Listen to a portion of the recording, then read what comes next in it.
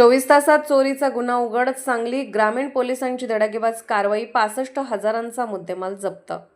मिरज तालुक्यातील जुनी धामणी परिसरातील शासकीय सांडपाणी व्यवस्थापन बांधकाम प्रकल्पावरून चोरीस गेलेला मुद्देमाल सांगली ग्रामीण पोलिसांनी अवघ्या 24 तासात हस्तगत करत आरोपींना अटक केली आहे. या कारवाईत चोरीस गेलेले साहित्य तसेच गुन्ह्यात वापरलेली मोटरसायकल असा एकूण 65,000 रुपयांचा मुद्देमाल जप्त करण्यात आला आहे.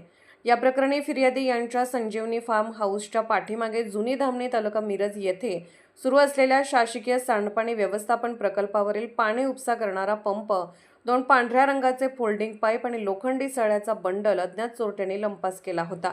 या चोरीच्या गुन्ह्याचा छडा लावण्याचे आदेश पोलीस अधीक्षक तुषार दोशी, अप्पर पोलीस अधीक्षक कल्पना बारवकर, उपविभागीय पोलीस अधिकारी संदीप भागवत आणि सांगली ग्रामीण पोलीस ठाण्याचे पोलीस निरीक्षक अभिजित देशमुख यांनी गुन्हे प्रकटीकरण शाखेला दिले होते.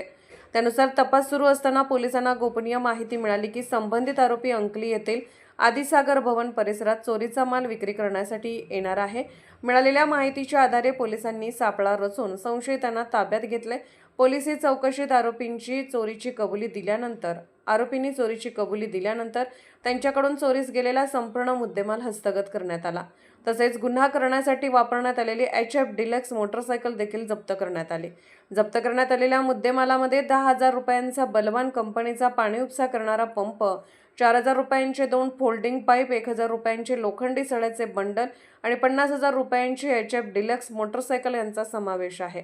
सांगली ग्रामीण पोलिसांनी गुन्हा दाखल झाल्यानंतर केवळ 24 तासात चोरीचा गुन्हा उघडकीस आणत आरोपींना अटक केली असून या प्रकरणाचा पुढील तपास police head constable Abhijit Patil करत आहेत.